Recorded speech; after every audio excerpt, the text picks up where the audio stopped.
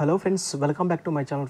Friends మీకు ఈ వీడియోలో డిస్ట్రిబ్యూషన్ ట్రాన్స్ఫార్మర్స్ 100 kVA లేదా 50 kVA ట్రాన్స్ఫార్మర్ని ఎలా తయారు చేస్తారు ఏంటనేది స్టెప్ బై స్టెప్ అయితే కనుక డీటెయిల్గా ఎక్స్ప్లెయిన్ చేస్తాను. ఫ్రెండ్స్ వీడియో ఎండ్ వరకు చూడండి, మంచి ఇన్ఫర్మేషన్ అయితే ఉంటుందన్నమాట.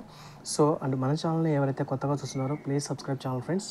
ఇకపోతే మనకి ఈ యొక్క ట్రాన్స్ఫార్మర్ ఇండస్ట్రీలో మనకి డిపార్ట్మెంట్స్ అయితే ఉంటాయండి. ఫస్ట్ వచ్చేసి మనకి బాడీ, ట్రాన్స్ఫార్మర్ యొక్క బాడీ తయారు చేసే డిపార్ట్మెంట్ ఒకటి ఉంటుంది.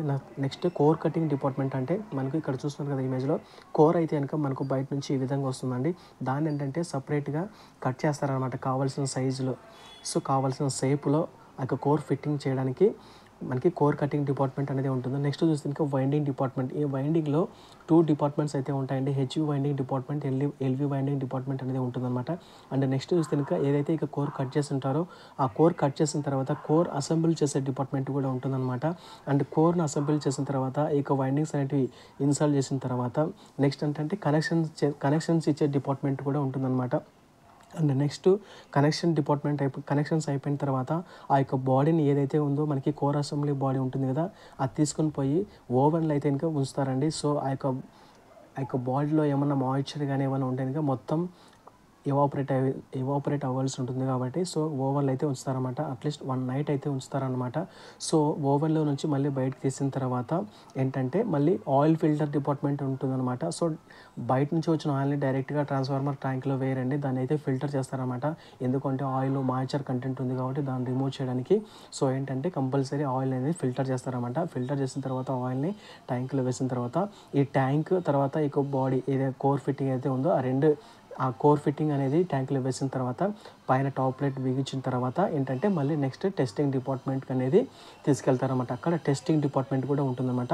ఇలా ఒక్కో డిపార్ట్మెంట్ గురించి మీకు డీటెయిల్గా అయితే ఎక్స్ప్లెయిన్ చేస్తాను ఫ్రెండ్స్. వీడియో ఎండ్ వరకు చూడండి. ఫస్ట్ అయితే కనుక మనకు ట్రాన్స్ఫార్మర్ యొక్క బాడీని ఎలా తయారు చేస్తారు ఏంటంటే కనుక కావాల్సిన మెటల్స్ తీసుకొని దాని యొక్క ఫిట్టింగ్స్ అనేటివి ఫిట్టింగ్ డిపార్ట్మెంట్లో తయారు చేస్తారన్నమాట. సో ఆ యొక్క షేప్లో ఎంత సైజు కావాలి, ఎంత హైట్ కావాలి, ఎంత విడ్త్ కావాలి అనేటివి వాళ్ళు అవన్నీ మెజర్మెంట్ తీసుకున్న తర్వాత బాడీని అయితే తయారు చేస్తారనమాట. బాడీని తయారు చేసిన తర్వాత ఏంటంటే దానికి లీకేజ్ టెస్ట్ అనేది చేస్తారనమాట. సో ఆయిల్ అనేది లీక్ అవ్వకుండా, ఎయిర్ అనేది బయట నుంచి రాకుండా ఏంటంటే లీక్ టెస్ట్ అనేది చేస్తారనమాట. సోప్ సొల్యూషన్ టెస్ట్ లేదా ఎయిర్ టెస్ట్ చేస్తారనమాట. సో అంత పర్ఫెక్ట్గా ఏం లీకేజ్ లేదంటే కనుక దానికి 2 coatings పెయింట్ అయితే వేయడం జరుగుతుంది అనమాట ఫ్రెండ్స్ ఆ యొక్క బాడీకి. నెక్స్ట్ అంటే మనము కోర్ కటింగ్ డిపార్ట్మెంట్ గురించి అయితే తెలుసుకుందామండి.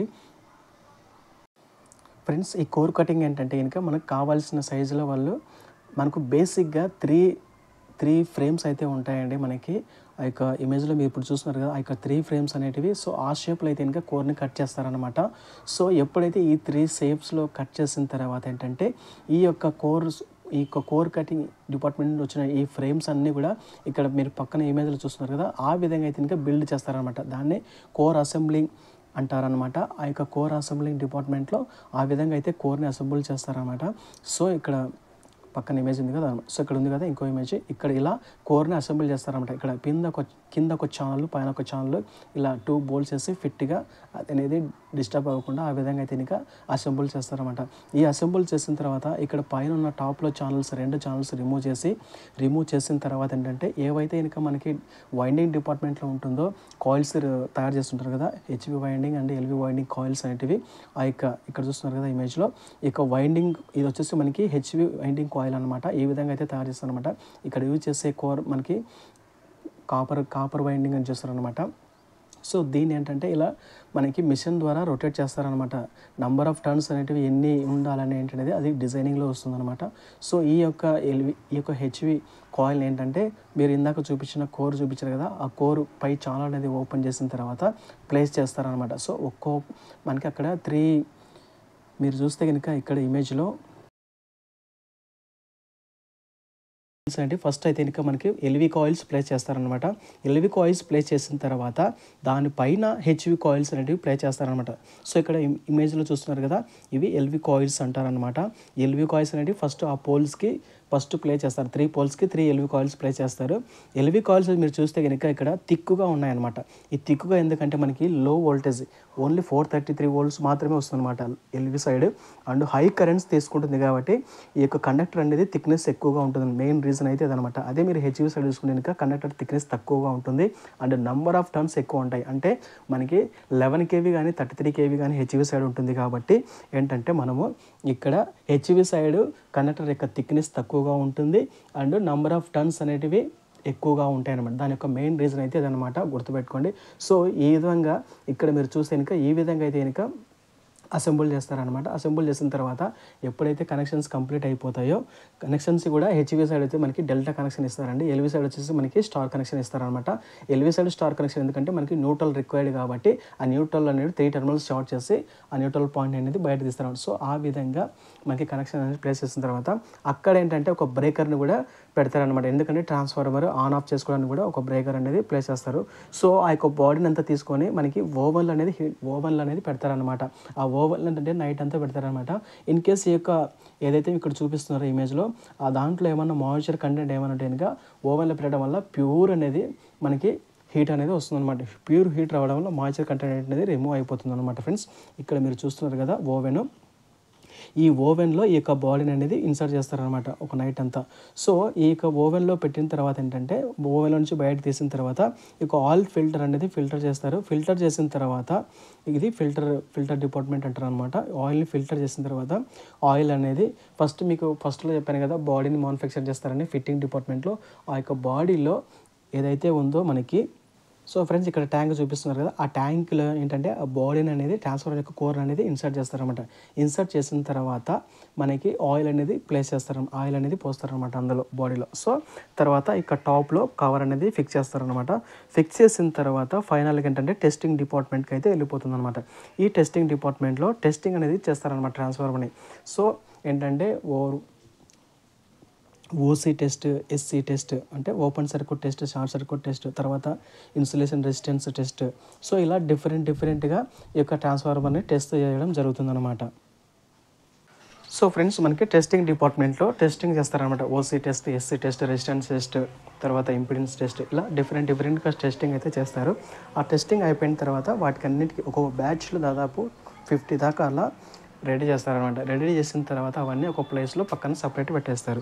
సపరేట్ పెట్టేసిన తర్వాత ఏంటంటే మళ్ళీ అగైన్ టెస్ట్ చేస్తారనమాట. ఎవరు టెస్ట్ చేస్తారంటే మళ్ళీ ఎక్స్టర్నల్ నుంచి ఒక పర్సన్ అయితే వస్తారు. ఆయన ఏంటంటే మనకి డిపార్ట్మెంట్ నుంచి అనమాట. For example SPDCL, APSPDCL, APEPDCL అట్లా ఏఈ వాళ్ళు కానీ డిఈ వాళ్ళు కానీ వాళ్ళంటే టెస్టింగ్కి వస్తారనమాట. సో ఇవి అన్నీ కరెక్ట్గా ఉన్నాయా లేదా వాళ్ళు కూడా మళ్ళీ అగైన్ టెస్ట్ చేస్తారనమాట. ఆ బ్యాచ్లో అన్నీ టెస్ట్ చేయరు కానీ వాళ్ళకు డౌట్ ఉన్నది ఏదో ఒకదాన్ని ఒక ట్రాన్స్ఫార్మర్ని మొత్తం ఓపెన్ చేయమంటారు. ఓపెన్ చేసి ప్రతిదీ వాళ్ళైతే కనుక చెక్ చేస్తారనమాట. సో చెక్ చేసిన తర్వాత అన్నీ కరెక్ట్గా ఉన్నాయంటే కనుక ఆ బ్యాచ్లో ఎన్నైతే ఉన్నాయో అన్నిటికీ పర్మిషన్ అనేది వాళ్ళు గ్రాంట్ చేసి ఒక సీల్ అయితే ఇవ్వడం జరుగుతుందన్నమాట. సో ఫ్రెండ్స్ ఈ విధంగా వాళ్ళు సీల్ వేసిన తర్వాత ఏంటంటే ఆ బ్యాచ్కి వీళ్ళు ఏంటంటే స్టిక్కరింగ్ అనేది ప్రొవైడ్ చేస్తారు. అది 5 స్టారా 3 స్టారా. సో వాళ్ళకు సంబంధించిన ఆ యొక్క ఇండస్ట్రీకి సంబంధించిన స్టిక్కర్ అనేది వేస్తారు, తర్వాత సీరియల్ నెంబర్ వేస్తారు, తర్వాత డేట్ అనేది వేస్తారు, 5 years వారంటీ అనేది వేస్తారు. సో ఈ విధంగా అవన్నీ సపరేట్ చేసిన తర్వాత ఎక్కడైతే కనుక వీళ్ళు డిస్పాచ్ చేయాలో ఒక లారీ అనేది పిలుచుకొని వచ్చుకొని క్రేన్ సహాయంతో లిఫ్ట్ చేసి ఆ లారీలు అనేది వాళ్ళు ట్రాన్స్పోర్ట్ చేయడం జరుగుతుందన్నమాట. సో ఈ విధంగా ఫ్రెండ్స్ 1 by 1 అయితే కనుక మనకి మ్యానుఫ్యాక్చరింగ్ అనేది జరుగుతుంది. సో ఇక్కడ మీకు ఒక వీడియో అయితే పెట్టానండి.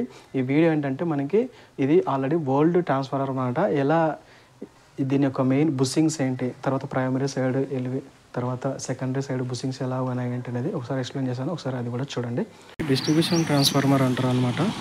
ఇందులో మనకి ఫ్రెండ్స్ ఇవి వచ్చేసి మనకి కూలింగ్ ట్యూబ్స్ అంటారు అనమాట ఇవి.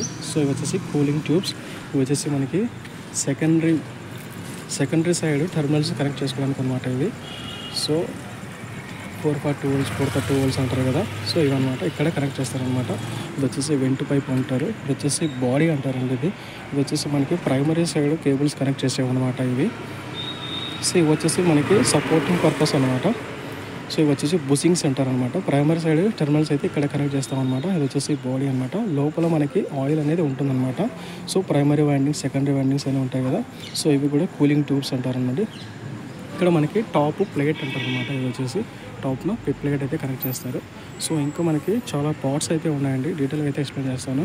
సో ఇక్కడైతే మనకి సింపుల్గా ఇది వచ్చేసి మనకి డిస్ట్రిబ్యూషన్ ట్రాన్స్ఫార్మర్ అంటారు. దీని యొక్క నేమ్ ప్లేట్ అది ఒకసారి చెక్ చేద్దామండి. So friends, name plate check చేస్తే కనుక అక్కడ మనకి 11 kV to 433 volts అంటారు. ఒకసారి చూడండి, 11 kV to 433 volts అంటారు. ఇది వచ్చేసి step down transformer, Radhika transformers private limited, Hyderabad అనమాట ఇది. సో నేమ్ ప్లేట్ డీటెయిల్స్ అయితే ఇదనమాట ఫ్రెండ్స్. సో ఫ్రెండ్స్, అక్కడ చూస్తే కనుక బాడీ ఎర్త్ చేశారు చూడండి, బాడీ ఎర్తింగ్ అంటారు దాన్ని.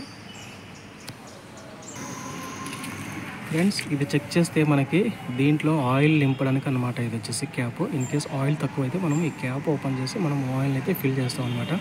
సో ఇది వచ్చేసి ఫ్రెండ్స్ మనకి బ్రేకర్ అనమాట. ట్రాన్స్ఫార్మర్ ఆన్ ఆఫ్ చేసుకోవడానికి దీంట్లో ఒక బ్రేకర్ అయితే ఉంటుందన్నమాట, సర్క్యూట్ బ్రేకరు. మనం ఈ యొక్క ట్రాన్స్ఫార్మర్ని ఆన్ చేయడానికి ఆఫ్ చేయడానికి ఇక్కడ చూస్తే ఓపెన్ క్లోజ్ అని ఉంది కదా, ఇది వచ్చేసి రీసెట్ అంటారు అనమాట. మీడియోలో ఓపెన్ క్లోజ్ రీసెట్. సో మనకి పై కంటెంట్కి ఓపెన్, కిందికంటే క్లోజ్ అనమాట. బ్రేకరు ఈ ట్రాన్స్ఫార్మర్ ఆన్ ఆఫ్ కూడా చేసుకోవచ్చు అనమాట ఫ్రెండ్స్, ఇదనమాట. సో ఇక్కడ కనెక్షన్ చెక్ చేస్తే కనుక ఇది వచ్చేసి HV side friends. HV side అంటే మనకు ప్రైమరీ సైడ్ అనమాట, డెల్టా కనెక్షన్. ఇది వచ్చేసి ఎల్వి సైడ్ మనకి స్టార్ కనెక్షన్ అంటారు. సో ఈ మూడింటిని షార్ట్ చేస్తారు కదా, దీని నుంచి మనము న్యూట్రల్ పాయింట్ అనేది తీసుకుంటాం అనమాట. ఇది వచ్చేసి స్టార్ కనెక్షన్, ఇది వచ్చేసి డెల్టా కనెక్షన్ అంటారు. సో ఇది ఫ్రెండ్స్ దీని గురించి. ఇంకేమైనా ఉంటే ఇంకా వీడియో ఇంపార్టెంట్ పాయింట్స్ ఉంటే నెక్స్ట్ వీడియోలో కవర్ చేస్తాను friends. Okay friends, thanks for watching.